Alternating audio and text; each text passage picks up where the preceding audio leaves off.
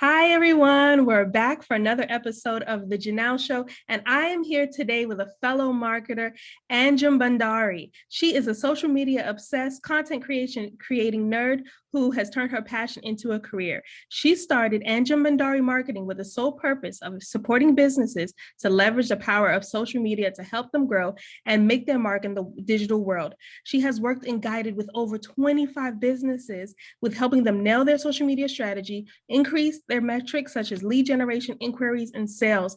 This is going to be a good one, guys. Hi, Anjum. How are you? I'm doing good. Thank you so much for having me.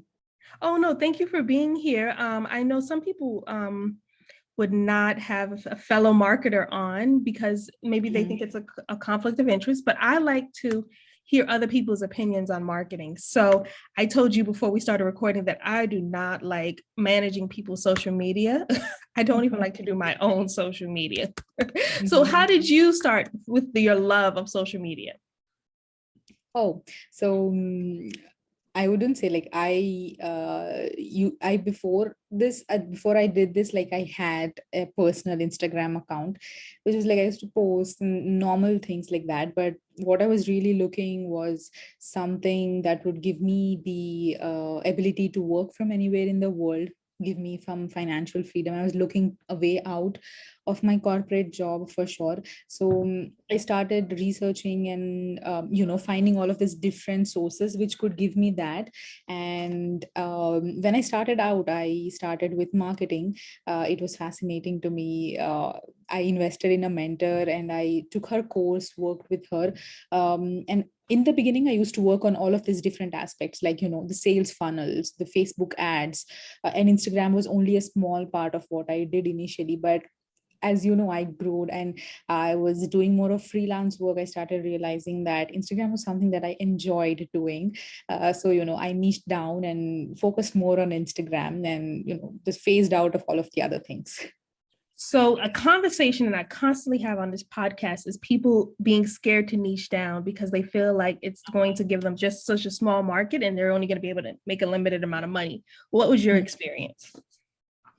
That's definitely not true. And when it comes to niching down, what I always tell people is you don't have to make it too narrow, right? You can obviously niche down to make a clear vision for you and your business as well, but you don't have to be so narrow that you are limiting your opportunities. I think people have been told that you have to niche down, niche down, niche down, and they go so niche down that they completely narrow themselves down for the opportunities. What I like to tell them is, at least in the beginning, if you're starting out and you start out on a niche, then you can go and focus. As you start working, you can know that, okay, I enjoy doing this more, or I enjoy working with a certain group of people, which is when you can niche down a little bit more. I like that, definitely. So, okay, so you were managing your Instagram, you were working as a freelancer, then you realized you love Instagram. And then, so how did we transition from, okay, you were working with freelance, how did you transition to only working on Instagram clients? What was your marketing strategy like to get those clients and to just work on their Instagram strategies? Yeah, that's an interesting question, because initially when I was freelancing, the source from where I got my clients was really varied. Okay, there was no one particular source. I got few of my clients from Facebook groups. I got few of my clients from word of mouth, and I got few of my clients from all of this Upwork, freelancer.com, and all of that stuff as Mhm. well. So it was really all of these different sources. But then when I started working on Instagram and starting to put out content and everything, initially, again, my aim was like my content should do the heavy lifting for me. Like my content should bring the inbound leads and inbound prospects towards me, and that is what I started focusing on, so that I don't have to exchange time in finding these clients, right? I Mhm. want them to come to me, and I don't want to spend any more time trying to look for them for myself, right? That is what I started, and that is what the strategy I had, that my content should do the heavy lifting, and it should warm up my existing audience, get me new audience, and get me new prospects as well. So yeah. So when you're talking about your content, are we talking about on Instagram? Yes. On Okay, so you're using Instagram to get Instagram clients. So your content is very rich and talking about how amazing you are Yeah. at creating content for their Instagram. Yes. Yeah, no, I love that. Absolutely. So is that where you get all of your clients now is from Instagram? Yes, it's mostly through Instagram that I get my clients for my coaching business. That is, I also do Instagram coaching right now, the one-on-one coaching for business owners to grow their Instagram. So majority of my clients come from Instagram. Otherwise, it's referrals or word of mouth for sure.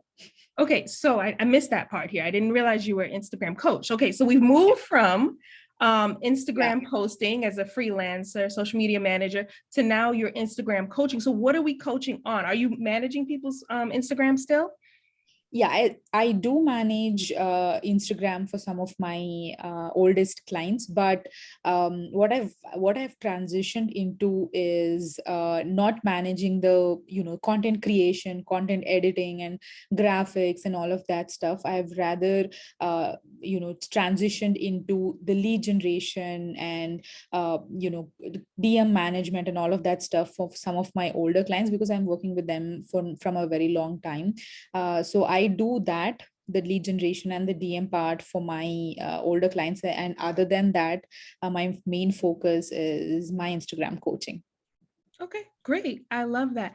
So I would love to hear from you because my this podcast is all about living the life of your dreams, mostly through entrepreneurship. So I'd love to hear one outrageous goal that you've accomplished. You made an outrageous goal and then you accomplished it. What was that goal? The transition that I made from my corporate to a business owner, which is like, I'm the first in my family. Okay, Mm. I'm the first person in my family who has like quit a stable job and she's doing something on her own. So I think that was a huge transition for me and for everyone around me, because it was something no one has ever done in our family. And everyone here, especially in my country, view the 9 to 5 or something which is stable, right? You have a stable income, you have a stable job, you have done your college, you have worked through all of that. And why would anyone want to leave that? Like, you had a high paying job, you had studied so much for it, like why would you leave it? So that mentality. But I think that transition has been like a crazy goal that I've achieved. I love that. Were you able to match your salary? Have you been able to get there in your business? Yes, of course, I've been able to do more than that. Oh, wonderful. Excellent. Yes, I love it. So they can't say anything to you now. You're like, I'm making more money than at my job. So I'm not even Yeah. worried about it. Yes, I love that. So speaking of dreams, goals, and dreams, what is your ultimate dream right now? As you're in your business now, you're not working the 9 to 5. What is that ultimate dream?